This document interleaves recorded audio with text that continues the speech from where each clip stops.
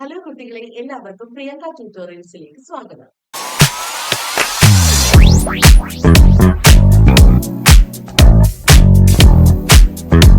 വൈക്കം മുഹമ്മദ് ബഷീർ എഴുതിയ പാത്തുമ്മയുടെ ആട് എന്ന പ്രശസ്തമായ കൃതിയെക്കുറിച്ച് കെ സാനു എഴുതിയ ലേഖനമാണ് നമ്മൾ ഇന്ന് പഠിക്കാൻ പോകുന്നത്.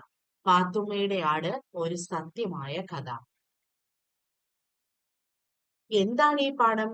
ബഷീറിന്റെ വീട്ടിലെ ഒരു കൊച്ചു ആടുണ്ടാക്കുന്ന പ്രശ്നങ്ങളും വീട്ടിലെ സ്നേഹനിർഭരമായ തമാശകളുമാണ് ഇതിലെ വിഷയം. മലയാളത്തിലെ പ്രമുഖ സാഹിത്യ നിരൂപകൻ, ജീവചരിത്രകാരൻ എന്നീ നിലകളിൽ അറിയപ്പെട്ടിരുന്ന കെ സാനു ബഷീറിന്റെ രചനകളെ ആഴത്തിൽ വിശകലനം ചെയ്ത വ്യക്തിയായിരുന്നു. മനുഷ്യസ്നേഹവും ലാളിത്യവുമാണ് സാനു മാഷിന്റെ രചനകളുടെ മുഖമുദ്ര. സാധാരണക്കാരുടെ ഭാഷയിൽ കഥകൾ എഴുതി മലയാള സാഹിത്യത്തെ ജനകീയമാക്കിയ സാഹിത്യകാരനാണ് ബേപ്പു സുൽത്താൻ എന്നറിയപ്പെടുന്ന വൈക്കം മുഹമ്മദ് ബഷീർ. സ്വാതന്ത്ര്യ സമര സേനാനിയും നോവലിസ്റ്റും കഥാകൃത്തുമായ അദ്ദേഹം 1908 ജനുവരി 21 കോട്ടയം ജില്ലയിലെ തലയോലപ്പറമ്പിൽ ജനിച്ചു. അദ്ദേഹത്തിന്റെ പ്രധാന കൃതികളാണ് ബാല്യകാലസഖി, പാത്തുമ്മയുടെ ആട്, എന്റെ ഉപ്പാപ്പയ്ക്ക് ഒരു ആനയുണ്ടായിരുന്ന, മതിലുകൾ, പ്രേമലേഖനം, ശബ്ദങ്ങൾ എന്നീ തുടങ്ങിയ. ഇനി നമുക്ക് പാഠഭാഗത്തിലേക്ക് കടക്കാം. പാത്തുമ്മയുടെ ആട് ഒരു സത്യമായ കഥ. പാത്തുമ്മയുടെ ആട് ചുമ്മാ ഒരു കഥയല്ല. അതിലെ കഥാപാത്രങ്ങളെല്ലാം ഈശ്വര അനുഗ്രഹത്താൽ ഇപ്പോഴും ജീവിച്ചിരിക്കുന്നു. ഇത് എന്റെ വീട്ടിലെ സത്യമായ കഥയാണെന്ന് ഓർക്കണം. ഇത് ബഷീറിന്റെ വീട്ടിലെ സത്യമായ കഥയാണ്. വീട്ടിലെ താമസക്കാർ ആരൊക്കെയാണെന്ന് ആദ്യ ഭാഗത്ത് പറയുന്നുണ്ട്. വെറുതെ പറയുന്നു എന്ന് മാത്രം, വിവരണമല്ല. ഒരു ഖണ്ഡിക അവരുടെ ലിസ്റ്റ് കൊണ്ട് നിറഞ്ഞിരിക്കുന്നു. അത് വായിക്കാൻ ബഷീറിനെ നേരിട്ട് അറിയാവുന്നവർക്ക് താല്പര്യം തോന്നിയേക്കാം. കഥാകൃത്തായ ബഷീറിന്റെ വീടും സാഹചര്യവും എന്തെന്നറിയാൻ കൗതുകമുള്ളവർക്കും താല്പര്യം തോന്നാവുന്നതാണ്. ഈ രണ്ട് വിഭാഗങ്ങളിലും പെടുന്നവർ ചുരുക്കമാണ്. പക്ഷേ പാത്തുമ്മയുടെ ആട് വായിച്ചു രസിക്കുന്നവർ നിരവധിയാണ്. വിരസമായി തീരാവുന്ന വസ്തുതകൾ പോലും ബഷീറിന്റെ അനുഗ്രഹീതമായ തൂലികയുടെ സ്പർശനത്താൽ എങ്ങനെയോ രസപ്രദമായി തീരും. പ്രാരംഭത്തിൽ വീട് വിവരിക്കുന്നത് ഒരു വാക്യം കൊണ്ടാണ്. ഓല മേഞ്ഞ ഒരു ചെറിയ 2 മുറികളും ഒരടുക്കളയും 2 വരാന്തകളുമുള്ള കെട്ടിടമാണ് എന്റെ വീട്. ഇതിലധികം ആവശ്യമില്ല. ആ വീട് നമുക്ക് നേരെ കാണാം. ഒരു ഊരുചുറ്റലിന് ശേഷം പ്രശാന്തി തേടിയാണ് ബഷീർ ഇവിടെ എത്തിയിരിക്കുന്നത്. അവിടെ എന്തു ശാന്തതയാണ് കിട്ടുക. 2 സഹോദരന്മാരും അവരുടെ കുടുംബങ്ങളും, ഒരു സഹോദരിയും ഭർത്താവും മക്കളും ഏറ്റവും ഇളയ സഹോദരനും, ഇത്രയും അംഗങ്ങളാണ് ആ വീട്ടിലുള്ളത്. മനുഷ്യകുലത്തിൽ പെടാത്തവരും അവിടെ അംഗങ്ങളായുണ്ട്.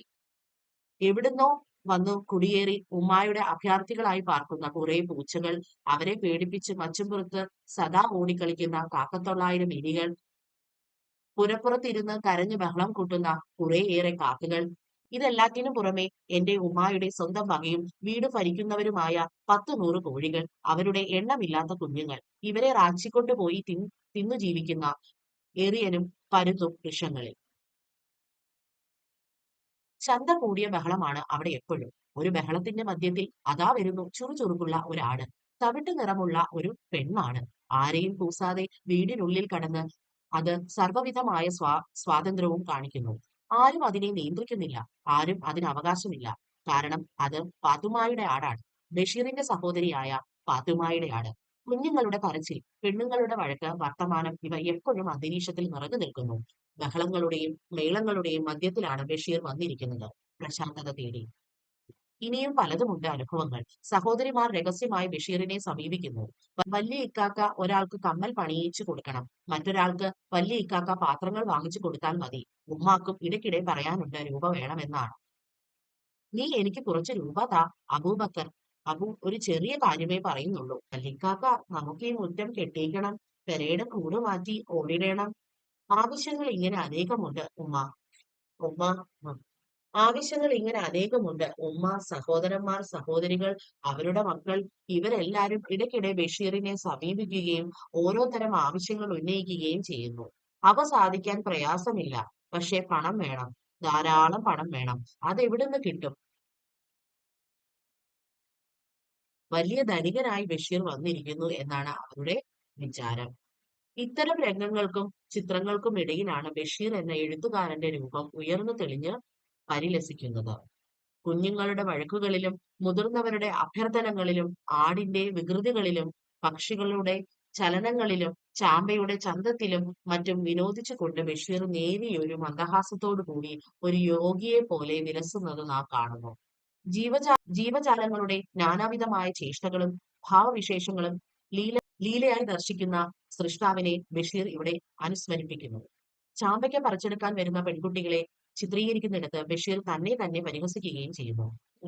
എം ഗോവിന്ദൻ, സ്വന്തം ഭാര്യ ഡോക്ടർ പത്മാവതി, മകൾ ബാല കെ.എ. കൊടുങ്ങല്ലൂർ തുടങ്ങിയവയെല്ലാം ഈ ലോകത്തിൽ കത്തിലൂടെ സ്ഥാനം പിടിക്കുന്നു. മുഖ്യ കഥാപാത്രമായ ആട് സർവത്തെയും ലംഘിച്ചുകൊണ്ട് ഈ ചിത്രത്തിൽ ഒരു പ്രതീകമായി വളർന്നു വരുന്നതായി നമുക്ക് അനുഭവപ്പെടുന്നു. ചെറിയൊരു കൃതിയാണെങ്കിലും വസ്തുതകൾ നിരത്തി വെക്കുന്ന കൃതിയാണെങ്കിലും ഇത് ഒരു പ്രത്യേക ലോകം നമ്മുടെ ആന്തരിക നേത്രങ്ങൾക്ക് മുന്നിൽ തുറന്നു കാട്ടുന്നു. മനുഷ്യനും പ്രകൃതിയും ജീവജാലങ്ങളുമെല്ലാം പരസ്പരം ദുരൂഹമാംവിധം ബന്ധപ്പെടുന്ന ഒരു ലോകം, അഖണ്ഡമായ ലോകമാണിത്. ചെറിയ കാര്യങ്ങളിലൂടെ വലിയ ലോകത്തിന്റെ വിസ്മയങ്ങളിലേക്ക് വായനക്കാരെ നയിക്കുന്ന ഈ തമാശ കഥയുടെ വൈശിഷ്ട്യം വിശദമാക്കാൻ പ്രത്യേക പഠനങ്ങൾ തന്നെ ഉണ്ടാക്കേണ്ടിയിരിക്കുന്നു. ബഷീറിന്റെ സർഗാത്മകതയിൽ നിന്ന് മലയാളത്തിന് ലഭിച്ച ഒരു രത്നമായി ഈ കൃതിയെ ഭാവി തലമുറ വാഴ്ത്തുമെന്നാണ് എന്റെ വിശ്വാസം. ജീവിത സാഹചര്യങ്ങൾ മാറിക്കൊണ്ടിരിക്കുമെന്ന് നമുക്കറിയാം. ഇപ്പോൾ തന്നെ മാറിയിരിക്കുന്നു. മനുഷ്യബന്ധങ്ങളുടെ സ്വഭാവവും മാറും. പ്രകൃതിയുമായി മനുഷ്യന് ഉള്ള ബന്ധവും ഇല്ല എന്ന് വരാം. അതെല്ലാം സംഭവിച്ചു കഴിഞ്ഞാലും ഈ ചെറിയ കൃതിയുടെ ഗഹനത സുരക്ഷിതമായ വായനക്കാരെ എന്നും വശീകരിച്ചു കൊണ്ടിരിക്കുമെന്ന കാര്യം തീർച്ചയാണ്. വിഭാഗത്തിലെ പ്രധാന ആശയങ്ങൾ എന്തെല്ലാമെന്ന് നോക്കാം. മലയാള സാഹിത്യത്തിലെ അതുല്യ പ്രതിഭയായ വൈക്കം മുഹമ്മദ് ബഷീറിന്റെ അനുഭവങ്ങളിൽ നിന്ന് പിറവിയെടുത്ത കൃതിയാണിത്. ബഷീറിന്റെ കുടുംബാംഗങ്ങളുടെ ദൈനംദിന ജീവിതത്തിലെ ഇണക്കങ്ങളും പിണക്കങ്ങളും ദാരിദ്ര്യവും സ്നേഹവും ഈ കൃതിയിൽ വളരെ ലളിതമായും നർമ്മം കലർത്തിയും ആവിഷ്കരിച്ചിരിക്കുന്നു. ബഷീർ തന്നെ പറയുന്നത് പോലെ ഇതൊരു സാങ്കല്പിക കഥയല്ല, മറിച്ച് അദ്ദേഹത്തിന്റെ ജീവിതത്തിലെ നേർ സാക്ഷ്യമാണ്. മനുഷ്യർ മാത്രമല്ല, പ്രകൃതിയിലെ എല്ലാ ജീവജാലങ്ങളും സ്നേഹിക്കപ്പെടേണ്ടവരാണെന്ന ഉദാന്തമായ സന്ദേശം ഈ പാഠഭാഗം നൽകുന്നു.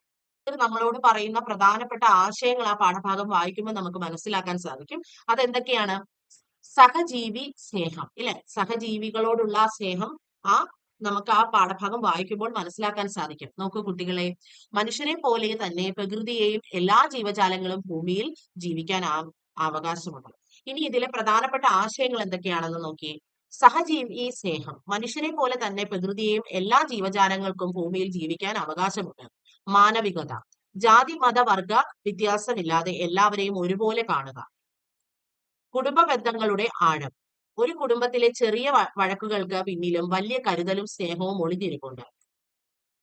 അടുത്ത പ്രധാന ആശയം ജീവിതത്തോടുള്ള സമീപനം, പ്രതിസന്ധികൾക്കിടയിലും ചിരിക്കാനും പ്രശാന്തമായ മനസ്സോടെ ജീവിക്കാനും സാധിക്കും. അപ്പം 4 പ്രധാനപ്പെട്ട ആശയങ്ങളാണ് ഈ പാഠഭാഗത്തുള്ളത്. സഹജീവി സ്നേഹം, മാനവികത, കുടുംബ ബന്ധങ്ങളുടെ ആഴം, ജീവിതത്തോടുള്ള സമീപനം.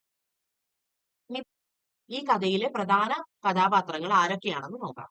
വൈക്കം മുഹമ്മദ് ബഷീർ കലാകാരനും ഈ കഥയിലെ പ്രധാന സാക്ഷിയും. പാത്തുമ്മ, ഉമ്മ, ആട്. പാത്തുമ്മ ബഷീറിന്റെ സഹോദരിയാണ്, ആടിനെ അങ്ങേയറ്റം സ്നേഹിക്കുന്നവൾ.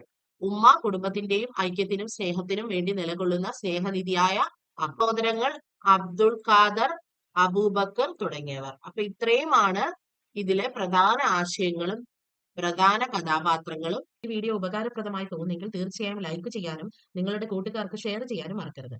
കൂടുതൽ വിദ്യാഭ്യാസപരമായ വീഡിയോകൾക്കായി പ്രിയങ്ക ട്യൂട്ടോറിയൽസ് ചാനൽ സബ്സ്ക്രൈബ് ചെയ്യുക. Thank you.